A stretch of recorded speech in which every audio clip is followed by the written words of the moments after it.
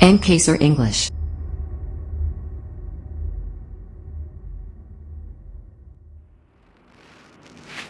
Good morning students. तो guys आज शुरू करते हैं अपना आज का टॉपिक टेंस।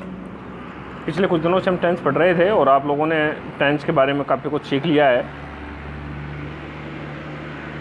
टेंस के प्रत्येक भाग का हमने विस्तृत अध्ययन किया है, लेकिन जब जो वीडियो मैंने बनाए, पिछले 6 वीडियो बनाए, जिसके दौरान प्रत्येक में आपको प्रत्येक टेंस के बारे में बताया, प्रत्येक पार्ट्स के बारे में बताया, आप में से बहुत से साथियों के, बहुत से लोगों के कमेंट्स आ रहे थे कि सर एग्ज़ाम के दृष्टिकोण से बताइए, एग्ज़ाम में किस प्रकार से प्रश्न आते हैं। तो आज का ये वीडियो बिल्कुल एग्ज़ाम के दृष्टिकोण से है। सारे कॉम्पिटिटिव एग्ज़ाम्स और सारे ही एकेडमिक एग्ज़ाम्स, चाहे वो किसी भी पर्पज़ से हो, चाहे वो एसएससी का हो या फिर आरपीएससी का हो या कोई भी अन्य बोर्ड से संबंधित एग्ज़ाम हो, रेलवे वगैरह के एग्ज़ाम हो, सभी एग्ज़ाम में टेंस से संबंधित प्रश्न आते हैं। और टेंस से संबंधित प्रश्न में किस प्रकार के प्रश्न आते हैं, आज मैं उन्हीं चीज़ों को आपको समझाने की कोशिश की है। एक ही वीडियो के अंदर मैं पूरा मैटर आपको क्लियर कर दूंगा। आप वीडियो को बिना स्किप किए लगातार देखें। निश्चित रूप से यदि आपका एग्ज़ाम में, चाहे वो किसी प्रकार का एग्ज़ाम हो, आपने इस वीडियो को अच्छे से देखा है, समझा है, तो निश्चित रूप से आपका कोई भी प्रश्न गलत नहीं होगा, चाहे वो किसी बोर्ड का एग्ज़ाम हो, चाहे किसी कॉम्पिटिटिव एग्ज़ाम हो। चलिए शुरुआत करते हैं अपना आज का टॉपिक टेंस। जैसा कि आप सभी को पता है, टेंस 3 प्रकार के होते हैं, प्रेजेंट, पास्ट एंड फ्यूचर। ज़्यादा इंपॉर्टेंट बात नहीं है, सिंपल सी बात है, प्रेजेंट, पास्ट एंड फ्यूचर। प्रत्येक टेंस के 4 भाग होते हैं, indefinite, continuous, perfect and perfect continuous. इसमें कहीं भी कोई भी एग्जाम के दृष्टिकोण से समझने जैसी कोई बात नहीं है कि 3 टेंस होते हैं, प्रेजेंट, पास्ट एंड फ्यूचर। आप सभी को वैसे पता है कि प्रेजेंट का मतलब वर्तमान काल होता है, वर्तमान में जो भी काम चल रहे हैं वो वर्तमान में, पास्ट का है भूतकाल में जो काम हुए, फ्यूचर है भविष्य काल में। इसी प्रकार से इनके 4 भाग होते हैं प्रत्येक के। इंडेफिनेट मतलब अनिश्चित है, काम का कब शुरू हुआ कब समाप्त हुआ इसके बारे में कुछ निश्चित नहीं होता। कंटिन्यूअस है, काम में लगातार जारी होने का बोध होता है। परफेक्ट में काम पूरे होने का बोध होता है और परफेक्ट कंटिन्यूअस में समय के साथ से आता है, अर्थात यहाँ समय काम के शुरू होने का समय दिया हुआ होता है कि उस समय से काम लगातार जारी है। तो ये इनकी शाखाएँ हैं, इनके भाग हैं। तो प्रेजेंट के भी 4 भाग हैं, present indefinite, present continuous, present perfect and present perfect continuous. इसी प्रकार से पास्ट के भी 4 भाग हैं, past indefinite, past continuous, past perfect and past perfect continuous. और फ्यूचर के भी 4 भाग हैं। अब जब हम टेंस पढ़ रहे हैं तो टेंस में सबसे इम्पोर्टेंट चीज़ क्या आती है कि टेंस जो है वो वर्ब को प्रदर्शित करता है, वर्ब के टाइम को प्रदर्शित करता है, वर्ब को प्रदर्शित करता है। तो हमें पता होना चाहिए कि प्रत्येक टेंस के अंदर केवल वर्ब में ही चेंज होता है, बाकी इसमें टेंस के अंदर कोई भी कुछ चेंज नहीं होता है, केवल वर्ब चेंज होती है। और अंग्रेजी की एक स्ट्रक्चर होती है प्रत्येक टेंस सेंटेंस की, कि सबसे पहले सब्जेक्ट आता है, फिर वर्ब आती है एंड देन ऑब्जेक्ट आता है। ये हम सभी को पता है कि कोई भी साधारण वाक्य यदि हम अंग्रेजी में बनाते हैं तो सबसे पहले हम उसको सब्जेक्ट लिखते हैं, फिर वर्ब लिखते हैं एंड देन ऑब्जेक्ट लिखते हैं। और वर्ब में आपको पता है कि इसके 2 हिस्से होते हैं, helping verb and main verb. Helping and main verb मतलब मेन वर्ब तो मुख्य क्रिया हुई कि जहाँ काम का करना या होना पाया जाता है, और उसकी सहायता करने के लिए एक अन्य शब्द काम आता है जिसे हम हेल्पिंग वर्ब के नाम से जानते हैं। अब प्रत्येक टेंस के अंदर जो हमारे 12 भाग हो गए टेंसों के, उन 12 के 12 में केवल चेंज होती हैं हेल्पिंग और मेन वर्ब। सब्जेक्ट ऑब्जेक्ट में तो चेंज होना ही नहीं है कुछ भी, क्योंकि सब्जेक्ट का मतलब कर्ता, ऑब्जेक्ट का मतलब कर्म। जो सब्जेक्ट नाउन या प्रोनाउन होता है इनमें कोई चेंज नहीं होता है, सब्जेक्ट एंड ऑब्जेक्ट तो एज इट इज होता है प्रत्येक टेंस के अकॉर्डिंग।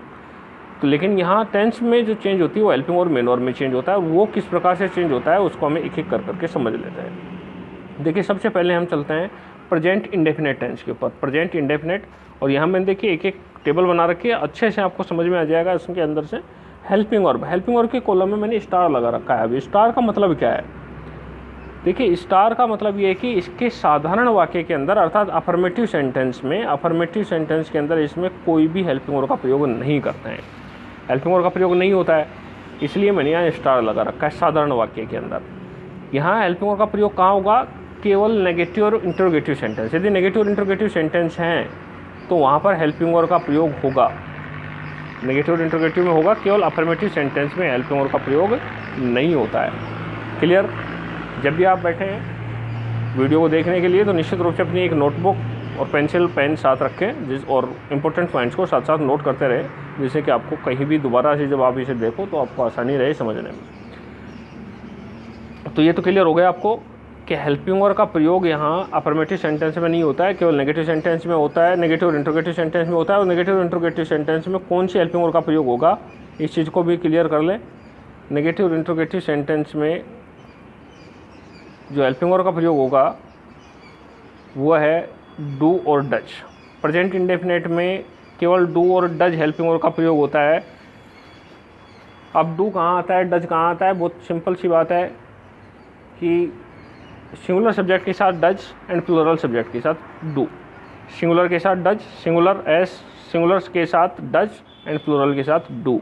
अब सिंगुलर के अंदर यदि हम प्रोनाउन की बात कर लें तो आई, वी, यू, दे, इनको प्लूरल माना जाता है, आई, वी, यू, दे, तो ये इनके साथ डू का प्रयोग होगा। ही, शी, इट और थर्ड पर्सन सिंगुलर सब्जेक्ट है तो डज का प्रयोग होगा। क्लियर है, ये प्रेजेंट इंडेफिनिट की बात है। अब प्रेजेंट इंडेफिनिट की यदि मेन वर्ब की बात करते हैं अपन, देखिए मेन वर्ब के अंदर यहाँ लिखा हुआ है वर्ब की first form and fifth form, दो फॉर्म लिखी हुई। वर्ब की फर्स्ट फॉर्म का मतलब सभी जानते हैं, वर्ब की फर्स्ट फॉर्म का मतलब बेस फॉर्म, जो उनका मीनिंग होता है वर्ब का, वो बेस फॉर्म है। वर्ब की फिफ्थ फॉर्म का मतलब क्या है, वर्ब की फिफ्थ फॉर्म के लिए मैंने ये शॉर्ट रूप में बना रखा है। वर्ब की फिफ्थ फॉर्म का मतलब है वर्ब की फर्स्ट फॉर्म के साथ एस या ई एस, इसके साथ हम एस या ई एस लगाते हैं तो हम इसे फिफ्थ फॉर्म के रूप दे सकते हैं। वर्ब की फर्स्ट फॉर्म के साथ एस या ई एस, अर्थात इसमें वर्ब की फर्स्ट फॉर्म आती है या वर्ब की फर्स्ट फॉर्म के साथ एस या ई एस आता है। ये भी हमें क्लियर होना चाहिए कि फर्स्ट फॉर्म कहाँ आएगी, एस या ई एस कहाँ आएगा। वैसे मैंने नियमों में बता भी रखा है, लेकिन मैं यहाँ भी आपको एक बार क्लियर कर देता हूँ कि देखिए वर्ब की फर्स्ट फॉर्म हर साधारण वाक्य के अंदर वर्ब की फर्स्ट फॉर्म आएगी, लेकिन वो डिपेंड किस में करता है, सब्जेक्ट के ऊपर। कि यदि वो सब्जेक्ट प्लूरल है, सब्जेक्ट प्लूरल है, आई, वी, यू, दे और बहुवचन करता है तो वर्ब की फर्स्ट फॉर्म लगा देंगे। और ही, शी, इट और थर्ड पर्सन सिंगुलर सब्जेक्ट है, थर्ड पर्सन एक वचन से करता है तो हम वहाँ वर्ब की फिफ्थ फॉर्म अर्थात वर्ब की फर्स्ट फॉर्म के साथ एस या ई एस का प्रयोग करेंगे। बहुत सिंपल सी बात है, समझ जानी चाहिए आप। अभी कई बच्चे पूछते हैं कि सर एस कहाँ लगाते हैं, ई एस कहाँ लगाते हैं, ये भी एक बहुत कन्फ्यूजन रहता है। तो मैं आपको क्लियर कर दूं कि जिन वर्ब के अंत में एस, जिन वर्ब के अंत में S, S H, C H, X, O, Z ये हो तो इनके अंत में हम लगाते हैं, इन वर्ब के अंत में हम ई एस लगाते हैं, बाकी सभी वर्ब के अंत में हम एस लगा देते हैं, सिंपल। तो अब ये ध्यान रखें, इनका S, S H, C H, X, O, Z ये हो तो हम उनके अंत में लगा देंगे ई एस, बाकी के अंत में लगा देंगे ई एस। क्लियर, बाकी के अंत में एस लगा देंगे और उनके अंत में ई एस लगा देंगे। अब बात करते हैं अपन, ये तो हो गई प्रेजेंट इंडेफिनिट, मेरे हिसाब से अब आपको अच्छे से क्लियर हो गया होगा कौन सी हेल्पिंग वर्ब लगती है और कौन सी मेन वर्ब लगती है। अब बात करते हैं अपन पास्ट इंडेफिनिट की। पास्ट इंडेफिनिट के अंदर भी आपने देख रहे हैं आप कि हेल्पिंग वर्ब के कॉलम के अंदर स्टार लगा हुआ है, और स्टार का मतलब वही कि यहाँ पर भी अफर्मेटिव सेंटेंस के अंदर किसी भी प्रकार की हेल्पिंग वर्ब का प्रयोग नहीं होता है। नेगेटिव और इंट्रोगेटिव सेंटेंस में होता है, यहाँ भी नेगेटिव और इंट्रोगेटिव सेंटेंस में होता है। और कौन सी हेल्पिंग वर्ब का प्रयोग होगा, डिड। यहाँ पर एक ही हेल्पिंग वर्ब आती है, वहाँ डू और डज था, यहाँ पे केवल डिड का प्रयोग होता है। तो यहाँ पे कोई कन्फ्यूजन है ही नहीं, कोई भी सब्जेक्ट हो डिड का प्रयोग करेंगे, मेन वर्ब की सेकंड फॉर्म होगी। लेकिन जब डिड लग जाएगा तो वर्ब की फर्स्ट फॉर्म होगी, ये भी ध्यान रखना है। अर्थात नेगेटिव और इंट्रोगेटिव सेंटेंस के अंदर वर्ब की फर्स्ट फॉर्म का प्रयोग करेंगे, साधारण वाक्य में वर्ब की सेकंड फॉर्म का प्रयोग करेंगे। अब बात करते हैं फ्यूचर इंडेफिनिट की। फ्यूचर इंडेफिनिट के अंदर आपको दिख रहे हैं हेल्पिंग वर्ब के रूप में शैल और विल और वर्ब की फर्स्ट फॉर्म का प्रयोग। तो शैल विल कहाँ आएगा, शैल कहाँ आएगा, विल कहाँ आएगा, इसको कंफ्यूज नहीं होना, बिल्कुल सिंपल है। आई और वी के साथ शैल, बाकी सभी सब्जेक्ट के साथ विल, केवल आई और वी। तो सब्जेक्ट के रूप में यदि आई और वी दे रखे हैं तो हम शैल का प्रयोग करते हैं, बाकी सब्जेक्ट के साथ विल का प्रयोग करेंगे और वर्ब की फर्स्ट फॉर्म का हम प्रयोग करेंगे, सिंपल। वर्ब की सीधी बेस फॉर्म का प्रयोग होगा। अब कई जगह क्या होता है कि आजकल सेल का प्रयोग कम होने लगा है मॉडर्न इंग्लिश के अंदर, और ये मॉडल्स का एक टॉपिक भी है कि सेल का प्रयोग किस जगह अलग से होता है, वो मॉडल्स के अंदर हम क्लियर करेंगे। यहाँ पे मान लीजिए कि ज़्यादातर जगह हम विल का प्रयोग करते हैं, तो काफ़ी बार ऐसी जगह होती है जहाँ थ्रेट दी जा रही हो, किसी को धमकी दी जा रही हो या कोई आदेश का भाव हो, इस प्रकार के वाक्यों के अंदर हम वहाँ भी इनका इंटरचेंज कर देते हैं, अर्थात आई वी के साथ विल का प्रयोग कर देते हैं, बाकी के साथ सेल का प्रयोग कर देते हैं। वो एक मॉडल की बात है, आप यहाँ समझें कि लगभग सभी के साथ विल का प्रयोग होता है, आई वी के साथ हम सेल का प्रयोग कर देते हैं। अब बात करते हैं अपन प्रेजेंट कॉन्टिन्यूअस। प्रेजेंट कॉन्टिन्यूअस के अंदर देखिए सामने लिखे हुए हैं 3 हेल्पिंग वर्ब हैं, is, am, are. Present continuous के अंदर इज, एम, आर है और वर्ब की फोर्थ फॉर्म। सबसे पहले वर्ब की फोर्थ फॉर्म को हम समझ लेते हैं।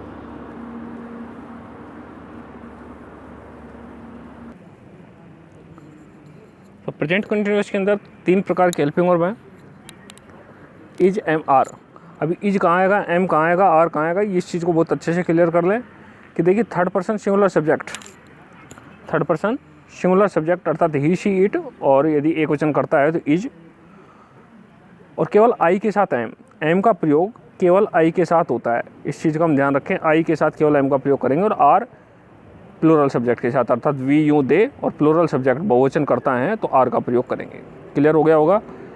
और वर्ब के आई एन फोर्थ फॉर्म का मतलब तो आपको पता ही है, आई एन जी फॉर्म।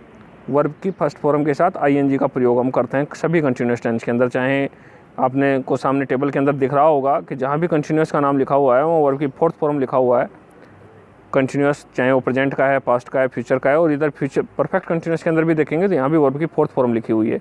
सब जगह वर्ब की फोर्थ फॉर्म का ही प्रयोग हम करते हैं। तो ये तो आप लोगों को अच्छे से क्लियर हो गया कि वर्ब की फोर्थ फॉर्म का ही हम प्रयोग करते हैं। वर्ब की फोर्थ फॉर्म का मतलब है वर्ब की फर्स्ट फॉर्म के साथ आई एन जी का प्रयोग। तो क्लियर है आपको। अब बात करते हैं अपन, इससे आगे बढ़ते हैं past continuous. Past continuous tense के अंदर क्या आता है, दो हेल्पिंग वर्ब हैं, वाज और वर।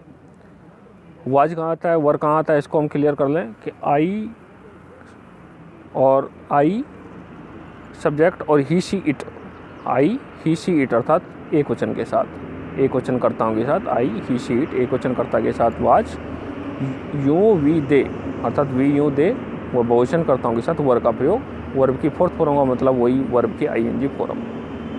क्लियर। पास्ट का ये आपको केवल हेल्पिंग वर्ब और मेन वर्ब समझनी है। यहाँ पे कौन से टेंस में कौन सी हेल्पिंग वर्ब आती है याद करने में भी बिल्कुल दिक्कत नहीं है। देखिए हेल्पिंग वर्ब मेन वर्ब में तो कहीं भी दिक्कत है ही नहीं, क्योंकि देखिए जहाँ भी कंटिन्यूस का नाम है वहाँ पे वर्ब की आई एन जी फॉर्म है। चाहे वो इनमें से 12 में से लगभग 6 टेंस तो ये हो गए कंटिन्यूस के, यहाँ कंटिन्यूस और यहाँ भी परफेक्ट कंटिन्यूस, तो यहाँ सारी आई एन जी फॉर्म है। इंडेफिनेट के अंदर वर्ब की फर्स्ट फॉर्म आती है, पास्ट में भी वर्ब की फर्स्ट फॉर्म आ जाती है क्योंकि केवल अफर्मेटिव में ही वर्ब की सेकंड फॉर्म है, बाकी में वर्ब की फर्स्ट फॉर्म आती है, फ्यूचर में भी वर्ब की फर्स्ट फॉर्म है, और परफेक्ट में सारों में वर्ब की थर्ड फॉर्म है। तो याद करने में कहीं दिक्कत नहीं है। हेल्पिंग वर्ब में है थोड़ा सा, उसको एक बार हम याद कर लें। बहुत सिंपल सी हेल्पिंग वर्ब याद करेंगे एक बार तो याद हो जाएंगे। बात करते हैं फ्यूचर इंडेफिनेट की, फ्यूचर कंटिन्यूस की। देखिए फ्यूचर कंटिन्यूस के अंदर क्या दे रखा है, फ्यूचर कंटिन्यूस के अंदर शैल बी और विल बी दो प्रकार के हेल्पिंग वर्ब हैं। हमने शैल और विल के बारे में पढ़ा था कि आई वी के साथ शैल, तो यहाँ आई वी के साथ शैल बी और बाकी सभी सब्जेक्ट के साथ विल बी और वर्ब की आई एन जी फॉर्म। बात करते हैं प्रेजेंट परफेक्ट की। प्रेजेंट परफेक्ट में हैज और हैव। अब देखिए हैज हैव में आपको वैसे ही दिख रहा होगा कि हैज एक वचन के साथ, हैव बहुवचन के साथ। तो he she it third person singular, has I we you they बहुवचन कर्ता के साथ हैव और वर्ब की थर्ड फॉर्म। इस प्रकार से पास्ट के अंदर हैड है, यहाँ तो कोई कन्फ्यूजन है ही नहीं, सभी सब्जेक्ट के साथ हमें हैड का प्रयोग करना है और वर्ब की थर्ड फॉर्म का प्रयोग करना है। फ्यूचर परफेक्ट के अंदर शैल है विल है, तो यहाँ भी कोई कन्फ्यूजन नहीं क्योंकि आई वी के साथ शैल होना है, बाकी सभी सब्जेक्ट के साथ विल है होना है और वर्ब की थर्ड फॉर्म। बात करते हैं परफेक्ट कंटिन्यूस की, present perfect continuous. Present perfect continuous की बात करते हैं तो हम हैज बीन और हैव बीन, जहाँ हैज का प्रयोग हो रहा था प्रेजेंट परफेक्ट के अंदर, जहाँ हैज का प्रयोग हो रहा था वहाँ हैज बीन, और जहाँ हैव का हो रहा था वहाँ हैव बीन। अर्थात he she it third person singular subject के साथ has been, I we you they plural subject के साथ हैव बीन और वर्ब की I N G form. Past की बात करते हैं, पास्ट परफेक्ट टेंस के अंदर तो बहुत सिंपल ही है, हैड बीन एक ही है और वर्ब की आई एन जी फॉर्म है, तो कहीं भी कन्फ्यूजन है ही नहीं। फ्यूचर के अंदर की बात करते हैं, shall have been will have been है, तो shall have been will have been का मतलब बिल्कुल सिंपल है, आई वी के साथ शैल हैव बीन और बाकी सभी सब्जेक्ट के साथ विल हैव बीन और वर्ब की आई एन जी फॉर्म। तो मेरे हिसाब से टेबल आपको बहुत अच्छे से क्लियर हो गई होगी। आपको यहाँ हेल्पिंग और मेन वर्ब को समझना है, आपको ये दोनों चीज़ें आपको अच्छे से क्लियर हो गई होंगी। अब अपन इससे आगे बढ़ते हैं कि जो पर्सन जो जिस प्रकार के आते हैं उनको हम कैसे सही करें। देखिए एग्ज़ाम में, कॉम्पिटिटिव एग्ज़ाम हो चाहे कोई भी बोर्ड का एग्ज़ाम हो, उसमें जो भी पर्सन आते हैं वो बहुत सिंपल आते हैं। एक तो करेक्ट फॉर्म द वर्ब भरवाता है, उसके अंदर कोई भी खाली स्थान छोड़ देता है, ब्रैकेट में एक वर्ब लिख दी जाती है और वर्ब की सही फॉर्म आपको according to subject according to tense वहाँ लिखनी होती है। तो हम उसको कैसे पहचानें कि कौन सा टेंस है जिससे कि हम उसकी सही वर्ब की फॉर्म्स वहाँ लिख सकें। दूसरी चीज़ आती है कभी कभार एग्ज़ाम में एग्जामिनर क्या करता है कि वो एक सेंटेंस दे देता है जिसके अंदर कोई एरर छोड़ देता है, गलत सेंटेंस में वाक्य बना करके लिख देता है, आपको उसको शुद्ध कर करके लिखना होता है। तो यही दो तरीके हैं टेंस के पर्सन आने के। इन दोनों तरीक़ों को अपन क्लियर करेंगे। इनके नियमों को पहले पढ़ लेते हैं, अच्छे से बिल्कुल क्लियर कर लेते हैं। देखिए हम कुछ नियमों पर चलते हैं, बहुत सिंपल से। पहले मैं इस टेबल के अंदर ही जो बातें आई हैं उनके ही कुछ नियम हैं, आप एक एक नियम को पढ़ें और देखिए क्लियर कर लेते हैं। देखिए पहला जो नियम आपके सामने लिखा हुआ है कि साधारण वाक्य को प्रश्नवाचक बनाने के लिए, लाइन को पढ़ लें, साधारण वाक्य को प्रश्नवाचक बनाने के लिए सहायक क्रिया हेल्पिंग वर्ब को कर्ता से पहले रखते हैं। आप सभी को पता है जब भी हम किसी साधारण वाक्य को सब्जेक्ट इंट्रोगेटिव बनाते हैं, अफर्मेटिव सेंटेंस को इंट्रोगेटिव बनाते हैं, तो क्या करते हैं हम आपको पता है सबसे पहले मैंने अभी आपको बताया था कि सब्जेक्ट आती है, फिर वर्ब आती है एंड देन ऑब्जेक्ट आता है, और वर्ब के दो हिस्से होते हैं, हेल्पिंग वर्ब और मेन वर्ब। अब इसका एक हिस्सा हेल्पिंग वर्ब वाला जो हिस्सा है वो यदि यहाँ पर उठ करके आ जाता है हेल्पिंग वर्ब, ये हेल्पिंग वर्ब वाला हिस्सा सब्जेक्ट से पहले यदि हम रख देते हैं तो ये बन जाता है इंट्रोगेटिव सेंटेंस। अब इसमें एक बात और भी लिख रखी है, देखिए अगला इसके आगे कुछ लिखा हुआ है, इसके आगे लिखा हुआ है कि यदि सहायक क्रिया में एक से अधिक शब्द हों तो सहायक क्रिया के प्रथम शब्द को सब्जेक्ट से पहले रखते हैं। अर्थात सहायक क्रिया को हम रखते हैं तो सब्जेक्ट से पहले हैं, लेकिन यदि वहाँ पर एक ही शब्द, एक से ज़्यादा शब्द दे रखे हों हेल्पिंग वर्ब के रूप में, एक से ज़्यादा शब्द हों, जैसे कि हमारे कई टेंसों के अंदर हमने अभी पढ़ी है, जैसे कि हैज बीन है, हैव बीन है, shall be, will be, shall have been, will have been, एक से ज़्यादा शब्द है, 2 या 3 शब्द हैं, तो उनमें क्या करते हैं हम, जब इंट्रोगेटिव सेंटेंस को बनाते समय केवल एक ही शब्द बाहर आएगा। जैसे शैल हैव बीन दे रखा है तो केवल शैल बाहर आएगा और उसके बाद में सब्जेक्ट शैल के साथ शैल दे रखा है तो उसके साथ सब्जेक्ट वी और फिर उसके बाद में वर्ब की प्रयोग यहाँ होगा। अर्थात अब हैव यहाँ पे जैसे शैल हैव लिख रखे थे, लिखते हैं हम शैल हैव, तो हैव का प्रयोग बाद में होगा इंट्रोगेटिव बनाने के लिए। यदि हम केवल अफर्मेटिव सेंटेंस ही बना रहे हैं तो वी के बाद शैल हैव आ जाएगा, लेकिन यदि हम उस सेंटेंस को इंट्रोगेटिव या नेगेटिव बना रहे हैं तो इंट्रोगेटिव बना रहे हैं तो शैल पहले आ जाएगा।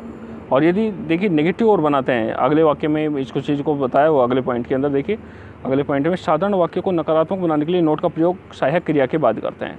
सहायक क्रिया में एक से अधिक शब्द होने पर सहायक क्रिया के प्रथम शब्द के बाद नोट का प्रयोग करते हैं। अब सभी को पता है कि जब भी हम नेगेटिव सेंटेंस बनाते हैं तो नेगेटिव सेंटेंस की एक स्ट्रक्चर होती है कि सबसे पहले सब्जेक्ट लिखते हैं, फिर वही हेल्पिंग वर्ब आती है, देन नोट आता है एंड देन मेन वर्ब आती है। ये हम सभी को पता है, ये एक स्ट्रक्चर होती है। अब क्या होता है कि यदि हेल्पिंग वर्ब में एक से ज़्यादा शब्द हैं, हेल्पिंग वर्ब एक ही शब्द की है जब तो कोई दिक्कत ही नहीं है, यदि एक से ज़्यादा शब्द की है तो हम पहले शब्द के बाद में नोट लगा देंगे, देन दूसरा शब्द लिखेंगे। मान लीजिए जैसे हैज बीन है तो हम हेल्पिंग वर्ब का हैज लिखेंगे पहले, देन नोट लिखेंगे एंड देन बीन लिखेंगे। ये आपको अच्छे से क्लियर होना चाहिए नेगेटिव सेंटेंस के अंदर। ऐसे इंट्रोगेटिव में भी पहले हैज ही जाता है, तो ये आपको क्लियर हो गया दोनों पॉइंट। तीसरे पॉइंट देखिए, प्रश्नवाचक वाक्य में नोट का प्रयोग सामान्यतः सब्जेक्ट के बाद किया जाता है। अब इंट्रोगेटिव और नेगेटिव सेंटेंस है, नेगेटिव और इंट्रोगेटिव की बात कर ली, लेकिन दोनों एक साथ हैं। इंट्रोगेटिव नेगेटिव सेंटेंस है, प्रश्नवाचक को नकारात्मक वाक्य भी बना रखा है, तो वहाँ नोट का प्रयोग हम सब्जेक्ट के बाद करते हैं। ये कोई ज़्यादा कन्फ्यूजन वाली चीज़ नहीं, बहुत सिंपल है, नोट का प्रयोग सब्जेक्ट के बाद ही होना है क्योंकि हेल्पिंग वर्ब पहले चली जाती है। अब देखिए अगला पॉइंट देखिए, चौथा पॉइंट में वही चीज़ स्टार को क्लियर कर रखा है जो मैंने आपको पहले ही कर दिया है। प्रेजेंट इंडेफिनिट टेंस में क्लियर दे रखा है, प्रेजेंट इंडेफिनिट में डू डज तथा पास्ट इंडेफिनिट टेंस में डिड का सहायक क्रिया के रूप में प्रश्नवाचक तथा नकारात्मक वाक्यों में प्रयोग करते हैं। यहाँ क्लियर दे रखा है प्रश्नवाचक और नकारात्मक, अर्थात नेगेटिव और इंट्रोगेटिव सेंटेंस में ही इनका प्रयोग करेंगे। और डू डज डिड के बाद सदैव वर्ब के फर्स्ट फॉर्म का प्रयोग किया जाता है।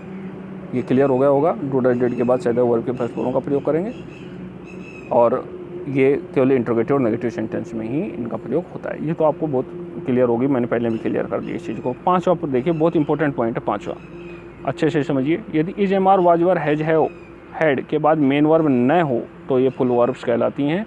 ऐसे में ये is am are has have वाले वाक्य को टेंस प्रेजेंट इंडेफिनिट तथा वाज वर वाले वाक्य वाज वर हैड वाले वाक्यों को टेंस पास्ट इंडेफिनिट होता है। आपको बहुत क्लियर करना है कि देखिए काफ़ी बार क्या होता है कि ये जो वर्ब्स दे रखी हैं, हेल्पिंग वर्ब जो दे रखी हैं, is am are was were, हमने हेल्पिंग वर्ब के रूप में इनको पढ़ा है, लेकिन ये मेन वर्ब का भी काम करती हैं। अब आपको पता कैसे चलेगा कि हेल्पिंग वर्ब का है कि मेन वर्ब का है? आपको सिंपल सी बात है कि इनके बाद में कोई मेन वर्ब नहीं मिलेगी, और यदि मेन वर्ब नहीं है इसका मतलब ये खुद मेन वर्ब का काम कर रही हैं। जैसे आपने काफ़ी बार पढ़ा होगा कि my father is a teacher, I have a pen, he was sorry, मतलब इस प्रकार के आपने सेंटेंस पढ़े हुए, आई वर ए बर्ड, तो इस प्रकार के आपने सेंटेंस पढ़े हैं, मतलब कि उसमें कि मैं क्या था, मैं क्या होना चाहता हूँ, या मेरे पास क्या है, हैव का प्रयोग इस प्रकार से होता है। तो इन चीज़ों को आपने पढ़ा है, तो ये आपको क्लियर है अच्छे से कि ये दिन के बाद में मेन वर्ब नहीं दे रखे थे, खुद मेन वर्ब का काम करती हैं। अब यदि ये मेन वर्ब का काम करती हैं तो आपको दिख रहा है कि इज एम आर और हैज हैव ये सब तो इन पहुँच के हैं, प्रेजेंट के हैं, ये तो प्रेजेंट की हेल्पिंग वर्ब है तो ये प्रेजेंट इंडेफिनिट का काम करेंगी, और वाज वर हैड हैं ये पास्ट की हैं तो ये पास्ट इंडेफिनिट टेंस का काम करेंगी। अब बात करते हैं अपन छठे पॉइंट के ऊपर। छठा पॉइंट है कंटिन्यूअस टेंस। कंटिन्यूअस टेंस का प्रयोग का अर्थ है जारी रहना। ये हमें पता है, हमने बात कर भी ली। क्रिया वर्तमान में जारी है तो प्रेजेंट कंटिन्यूस, भूतकाल में जारी है, पास्ट कंटिन्यूस, भविष्य में जारी है। ये तो बहुत सिंपल है, आपने बात कर ही ली हमने कि कंटिन्यूस का मतलब होता है जारी रखना, चाहे वो वर्तमान काल में हो रही है तो प्रेजेंट का है, भूतकाल में हो रही है तो पास्ट का है, और फ्यूचर में भविष्य में हो रही है तो फ्यूचर कंटिन्यूस का है। और इसी प्रकार से इसने दे रखा है perfect continuous tense. Perfect continuous tense के अंदर बहुत आपको ध्यान रखना है कि परफेक्ट कंटिन्यूस टेंस में सिंस और फॉर का प्रयोग होता है। परफेक्ट कंटिन्यूस टेंस की पहचान होती है सिंस और फॉर, अर्थात समय दिया हुआ होता है। मैंने आपको बताया था कि सिंस और मतलब समय के साथ से का प्रयोग होता है यहाँ, तो सिंस और फॉर का प्रयोग होता है। आपको ध्यान रखना है कि जहाँ भी सिंस और फॉर का प्रयोग हो रहा हो और वहाँ कंटिन्यूस टेंस का प्रयोग यदि वह कर रहा है तो आप वो गलत है, इसका मतलब आपको परफेक्ट कंटिन्यूस टेंस का वहाँ प्रयोग करना है। सिंस के बाद टाइम दिया हुआ होता है। आपको ये भी ध्यान रखना है कि सिंस की जगह फॉर और फॉर की जगह सिंस कहीं नहीं दे दिया हो। आपको ये ध्यान रखना है कि सिंस का प्रयोग पॉइंट ऑफ टाइम से पहले होता है। पॉइंट ऑफ टाइम का मतलब आप समझ रहे होंगे, पॉइंट ऑफ टाइम का मतलब निश्चित समय, अर्थात कोई समय बताया जाता है, जैसे कि सोमवार से, मई से, जून से, 1990 से, अर्थात इस प्रकार से कोई भी दिन बता दिया जाता है कि इस दिन से ये काम मैं कर रहा हूँ, इस दिन से वो ये काम कर रहा है, या इस महीने से काम कर रहा है, इस सप्ताह से काम कर रहा है। तो इस प्रकार से कोई एक निश्चित चीज़ बता दी जाती है कि उस समय से ये काम चल रहा है। और फॉर का प्रयोग होता है period of time. Period of time होता है यहाँ, मतलब पीरियड का मतलब अवधि, अवधि होती है यहाँ पर, जैसे 2 दिन, 5 दिन, 10 दिन, 2 सप्ताह, है ना, या 2 महीने, 2 साल, इस प्रकार से कोई अवधि दे दी जाती है। तो अवधि के लिए फॉर का प्रयोग करते हैं। अवधि से पहले, टाइम से पहले होती है इन चीज़ों का प्रयोग, फॉर का और सिंस का, दोनों का। और यदि कोई निश्चित समय दिया हुआ है, पॉइंट ऑफ टाइम दे रखा है, तो सिंस का प्रयोग कर देते हैं। तो ये आपको क्लियर होना चाहिए अच्छे से। 8वां पॉइंट देखिए, 8वां पॉइंट में दे रखा है कि परफेक्ट टेंस का प्रयोग, परफेक्ट का अर्थ है पूर्ण होना। आपने को पता है पूर्ण होना, काम यहाँ पूरा हो चुका है। यदि वर्तमान काल में पूरा हो गया है तो प्रेजेंट का है, भूतकाल में पूरा हुआ है तो पास्ट का है, और भविष्य में पूरा हुआ है तो फ्यूचर परफेक्ट है। ये अपने को क्लियर होना चाहिए। ये तो 8 पॉइंट हुए हमारे उस टेबल से संबंधित जहाँ में हेल्पिंग वर्ब और ये मेन वर्ब के बारे में अच्छे से क्लियर हो गई सारी बातें। अब बात करते हैं अपन स्पेशल रूल्स की। स्पेशल रूल्स के अंदर देखिए क्या कुछ नियम होते हैं, मैं आपको थोड़ा सा क्लियर कर देता हूँ। स्पेशल रूल्स के अंदर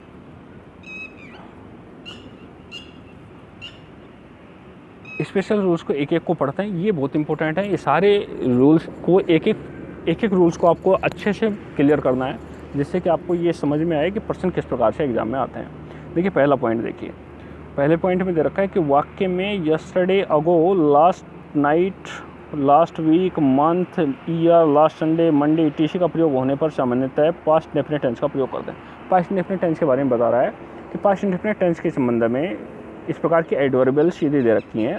आपको वैसे भी इनको देखने से ही पता चल रहा होगा, यस्टरडे मतलब बीता हुआ, कल पहले के समय की बात है, अगो पहले, पिछली रात, पिछले सप्ताह, last night, last week, last month, last year, या संडे मंडे, पिछले संडे मंडे। तो ये पिछले भूतकाल के बोधोत्तक हैं, आपको पता है अच्छे से। तो ये पास्ट इंडेफिनिट टेंस इनमें होता है। इसके बाद जो इसमें कुछ लिखा हुआ है वो बहुत इंपॉर्टेंट है। देखिए इट इज़ टाइम और इट इज़ हाई टाइम, यदि इनसे भी कोई वाक्य आरंभ हो रहा है, ध्यान रखिए आरंभ हो रहा है, यदि इनसे कोई वाक्य आरंभ होता है, it is time and it is high time, तो वो पास्ट इंडेफिनिट टेंस का वाक्य होगा। आपको वहाँ पर यदि इस प्रकार का कोई वाक्य मिलता है एग्जाम में, तो आपको उसके अंदर पास्ट इंडेफिनिट टेंस की वर्ब भरनी होती है। और यदि कोई पास्ट हैबिट है, कोई पास्ट हैबिट का कोई सेंटेंस है, तो पास्ट हैबिट को भी पास्ट इंडेफिनिट टेंस में ही अभिव्यक्त किया जाता है। क्लियर है। अगला पॉइंट देखिए, वर्तमान की दिनचर्या, रिपीटेड एक्शन, सत्य कथन, कहावतों और यूनिवर्सल ट्रूथ वाले वाक्यों में प्रेजेंट इंडेफिनिट टेंस का प्रयोग किया जाता है। देखिए वर्तमान की दिनचर्या, डेली रूटीन, रिपीटेड एक्शंस, सत्य कथन, कहावतें, यूनिवर्सल ट्रूथ वाले वाक्यों में प्रेजेंट इंडेफिनिट टेंस का प्रयोग किया जाता है। ये हमने पहले भी जब टेंस पढ़े तो भी क्लियर कर रखे हैं कि भाई डेली रूटीन के कोई भी काम हो रहा है, कोई बार बार रिपीट कर रहे हैं हम, कोई हमारी आदत है, हैबिचुअल फैक्ट्स हैं, या कोई भी शाश्वत सत्य है ना, इस प्रकार की कोई भी चीज़ है, तो उनको हम प्रेजेंट इंडेफिनिट में अभिव्यक्त करते हैं। तो पास्ट इंडेफिनिट और प्रेजेंट इंडेफिनिट दोनों क्लियर है। आगे बढ़ते हैं। तीसरा पॉइंट बहुत इंपॉर्टेंट है, ध्यान रखें। वाक्य में यट, जस्ट नाउ, यट या जस्ट नाउ जैसे कोई भी एडवर्बियल्स हों, अप टू नाउ, इस प्रकार के कुछ हों, तो वो वाक्य प्रेजेंट परफेक्ट टेंस का होता है। इस चीज़ को ध्यान रखें। इसके साथ ही एक चीज़ और दी है, it is first time, second, third, fourth time etcetera. यदि ये भी शब्द दिए हुए हों या इनसे कोई वाक्य प्रारंभ हो रहा है, तो भी वो वाक्य प्रेजेंट परफेक्ट टेंस का होता है। हमने ऊपर पहले पॉइंट के अंदर पढ़ा था इट इज़ टाइम और इट इज़ हाई टाइम, इनसे यदि कोई वाक्य आरंभ होता है तो वो कौन सा टेंस था? Past indefinite tense. लेकिन यहाँ it is first, second, third time, इस प्रकार का कोई वाक्य, ये first time, it is second time, इस प्रकार का कोई वाक्य दे रखा है, तो वो है प्रेजेंट परफेक्ट टेंस का। क्लियर। आगे बढ़ते हैं। चौथा पॉइंट देखिए, चौथा पॉइंट बहुत इंपॉर्टेंट है, समझिए चौथे पॉइंट को। चौथा पॉइंट दे रखा है, काल्पनिक स्थिति या मनोकामना वाले वाक्य में बी वर्ब के रूप में वर का प्रयोग करते हैं। काल्पनिक स्थिति या मनोकामना वाले वाक्य में बी वर्ब के रूप में वर का प्रयोग करते हैं, चाहे कर्ता एक वचन ही क्यों ना हो।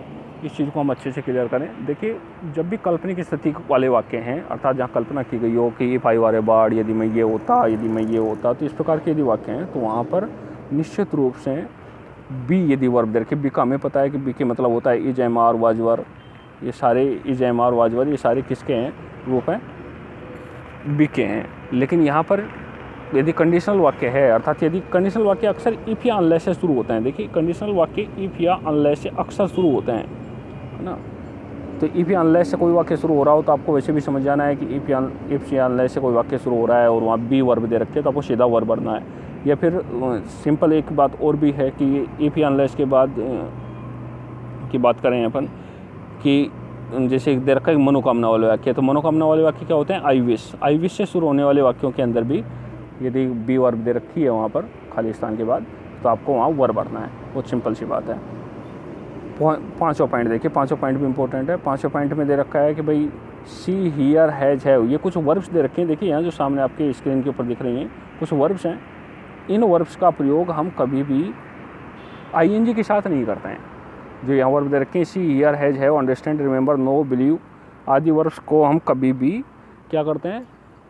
आईएनजी के साथ प्रयोग नहीं करते। अर्थात कंटिन्यूअस टेंस में इनका प्रयोग नहीं होता है। यदि ऐसा कर करके दे रखा है एग्जाम में कोई भी पर्सन में, तो हमें क्या करना है? उससे पहले वाले टेंस से बदल देना है। अर्थात यदि प्रेजेंट कंटिन्यूअस बना करके दे रखा है तो हमें प्रेजेंट इंडेफिनिट में से को बदल देना है। तो ये वर्ब को आप याद कर लें। ये वर्ब्स आपने कभी भी नहीं देखी होंगी, कभी भी देखा नहीं होगा। सीइंग, हियरिंग, इस प्रकार का कोई शब्द नहीं देखा होगा। हैविंग, अंडरस्टैंडिंग, ये अंडरस्टैंडिंग नाउन बन जाता है वहाँ जाकर के। फिर रिमेंबरिंग, ये कोई वर्ड आईएनजी का प्रयोग नहीं होता, ये मानिए आपने। छठा प्रश्न देखिए, छठा पॉइंट देखिए कि स्थायी गतिविधि के लिए प्रेजेंट इंडेफिनिट तथा अस्थायी गतिविधि के लिए प्रेजेंट कंटीन्यूअस टेंस का प्रयोग करते हैं। ये भी बहुत सिंपल है कि स्थायी गतिविधि मतलब यदि आप जैसे कोई भी आदमी कोई परमानेंट कोई काम कर रहा है, परमानेंट कहीं पर रह रहा है, जैसे कोई व्यक्ति दिल्ली में रहता है, हमारा कोई साथी है कोई दिल्ली में रहता है, तो हम कह सकते हैं ही लिव्स इन दिल्ली, वह दिल्ली में रहता है। लेकिन यदि वो व्यक्ति कुछ समय के लिए ही वहाँ गया हुआ है और वो 2-4 दिन के लिए गया है, कोई महीने 2 महीने के लिए गया है या कुछ काम के लिए गया है, तो हम उसको प्रेजेंट उसमें इंडेफिनिट में नहीं बनाएंगे कि लिव्स इन दिल्ली, तो हम उसको क्या कहेंगे? He is living in Delhi these days, कि वो आजकल दिल्ली में रह रहा है। तो ये आप लोगों को क्लियर रहना चाहिए कि ही इज़ लिविंग इन, तो उसको हम यदि अस्थायी गतिविधि है तो हम उसे क्या करते हैं? प्रेजेंट कंटीन्यूअस टेंस में प्रयोग करते हैं। बात करते हैं, इससे आगे बढ़ते हैं अपन 7th पॉइंट के अंदर। 7th पॉइंट है, यदि भूतकाल में एक के बाद एक 2 क्रियाएँ पूर्ण हुई हों तो जो क्रिया पहले पूर्ण हुई उसके लिए पास्ट परफेक्ट तथा बाद में पूर्ण हुई पास्ट इंडेफिनिट टेंस का प्रयोग करते हैं। ये भी बहुत इंपॉर्टेंट पॉइंट है, बहुत ही इंपॉर्टेंट पॉइंट है। बहुत बार प्रश्न पूछे गए हैं कि जब भी भूतकाल में 2 क्रियाएं पूर्ण हुई हों तो निश्चित है कि उनमें दोनों क्रियाओं में हम ये देखेंगे कौन सा काम पहले हुआ है। तो जो पहले काम हुआ है उसे पास्ट परफेक्ट में बनाएंगे और जो काम बाद में पूरा हुआ है उसे पास्ट इंडेफिनिट में बनाएंगे। अब बहुत से लोगों को ये समझ में नहीं आता कि सर काम पहले पूरा कैसे हुआ, ये कैसे पता करें। कईयों को हिंदी समझ में नहीं आती वाक्यों की, तो मैं आपको इसके लिए एक रूल्स बताता हूँ कि देखिए ये जो वाक्य हैं ये अक्सर क्या होते हैं? 2 शब्दों से मिल करके बने होते हैं। या तो इनके पहले क्या मिलता है? बिफोर, इनके बीच में बिफोर मिलता है, या आफ्टर।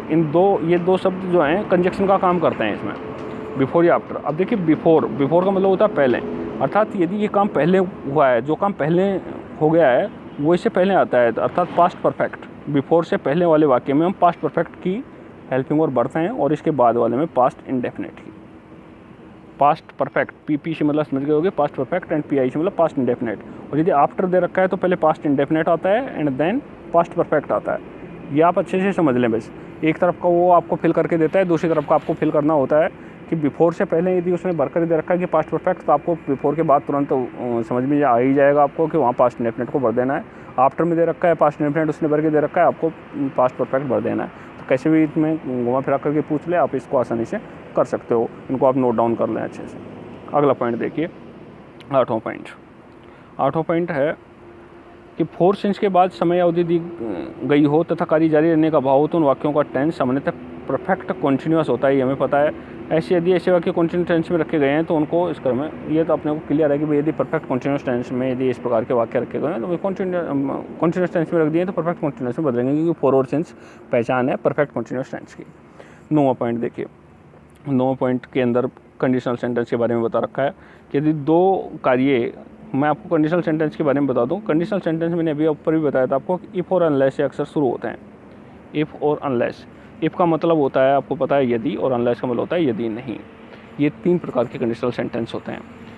यहाँ पर जो वाक्य दिया है पहली कंडीशन का दिया है, पहली कंडीशन के बारे में बताया 9वें पॉइंट के अंदर कि as soon as, when, if, before, after, till, until, unless conjunction के तुरंत बाद वाले उपवाक्य प्रेजेंट इंडेफिनिट टेंस तथा प्रधान उपवाक्य सामान्यतः फ्यूचर इंडेफिनिट टेंस का होता है। अर्थात यदि इस प्रकार का कोई वाक्य आता है तो ये जरूरी नहीं है कि इफ़ और अनलेस, और पहली जो कंडीशन है इसमें ये जो भी शब्द दे रखे हैं यहाँ, as soon as, when, if, before, तो इनके बाद वाला जो भी वाक्य आएगा, 2 वाक्य आ रहे हैं इनमें, तो इनके बाद तुरंत बाद जो वाक्य होगा उसके अंदर हम अक्सर प्रेजेंट इंडेफिनिट टेंस तथा इनके बाद में जो वाक्य आएगा, तुरंत बाद में तो प्रेजेंट इंडेफिनिट, बाद वाले वाक्य के अंदर हम क्या करेंगे, दूसरा जो वाक्य है उसके अंदर हम फ्यूचर इंडेफिनिट टेंस का प्रयोग करेंगे। देखिए वैसे भी मैं आपको एक क्लियर कर देता हूँ इस चीज़ को कि इफ़ और अनलेस, ये 2 कंडीशनल सेंटेंस, कंडीशनल सेंटेंस 3 प्रकार के मुख्य रूप से होते हैं। देखिए जब भी इफ़, आप ध्यान रखें एग्जाम में, इफ़ और अनलेस से जब भी कोई भी सेंटेंस शुरू हो तो आप ध्यान रखें इस चीज़ को कि यदि इफ़ के बाद में वर्ब की फर्स्ट फॉर्म दे रखी है, इफ़ के तुरंत बाद वाले वाक्य में वर्ब की फर्स्ट फॉर्म दे रखी है, तो दूसरे वाले वाक्य के अंदर हम शैल विल प्लस वर्ब की फर्स्ट फॉर्म का प्रयोग करेंगे। शैल विल का मतलब समझ गए होंगे, future indefinite, shell will plus verb की फर्स्ट फॉर्म का प्रयोग करेंगे।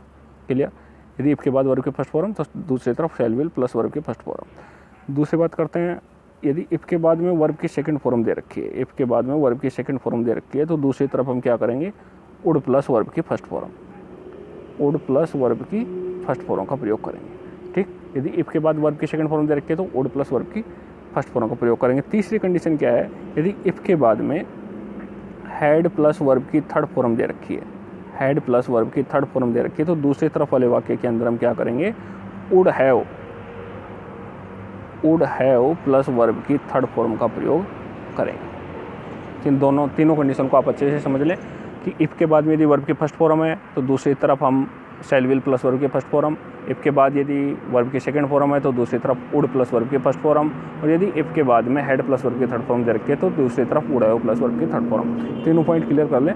10वें पॉइंट के अंदर जो आपने यहाँ क्लियर कर रखा है, 10वें पॉइंट के अंदर भी जो तीसरी कंडीशन है हमारी, इसके बारे में अभी हमने बात की है, उस तीसरी कंडीशन को घुमा फिरा करके 4 प्रकार से बताया गया है। जैसे कि यदि इफ़ के बाद subject plus head plus verb की थर्ड फॉर्म, वही हेड प्लस वर्ब की थर्ड फॉर्म दे रखी है, दूसरी तरफ वुड हैव प्लस वर्ब की थर्ड फॉर्म आ जाती है।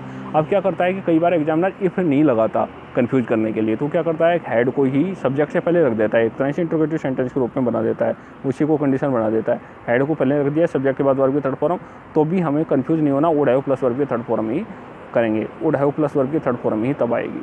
और यदि वुड हैव प्लस वर्ब की थर्ड फॉर्म पहले आ जाती है तो बाद में वही if plus subject plus head plus verb की थर्ड फॉर्म, और वुड हैव प्लस वर्ब की थर्ड फॉर्म पहले आती है तो हम head plus subject plus verb की थर्ड फॉर्म भी कर सकते हैं। कंडीशन है कि इफ़ का प्रयोग नहीं भी होता है, तो आपको बिल्कुल कंफ्यूज नहीं होना है। कंडीशनल सेंटेंस अच्छे से क्लियर रखने हैं। 3 प्रकार के कंडीशनल सेंटेंस होते हैं। तो मैंने ये लगभग 10-11 नियम आपको बताएं, अच्छे से क्लियर कर लें। एक नियम और भी है जो अक्सर कई बार बोर्ड की परीक्षाओं में पूछा गया है, मैंने देखा है कि देखिए यदि वाक्य की शुरुआत में सी के बाद एक्सप्लेनेशन मार्क दे रखा है, लुक के बाद एक्सप्लेनेशन मार्क दे रखा है, तो ऐसे वाक्य अक्सर प्रेजेंट कंटिन्यूअस टेंस के होते हैं। वहाँ प्रेजेंट कंटिन्यूअस टेंस में हमें प्रेजेंट कंटिन्यूअस टेंस के हमें हेल्पिंग वर्ब और मेन वर्ब का प्रयोग करना है।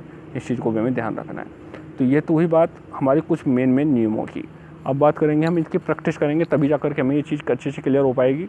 तो अगले आने वाले वीडियो के अंदर मैं इनकी प्रैक्टिस आपको करवाऊँगा। तो निश्चित रूप से आप बेफिक्र रहें, इन नियमों को 2-3 बार पढ़ें, 2-3 बार इस वीडियो को देखें, अच्छे से समझें।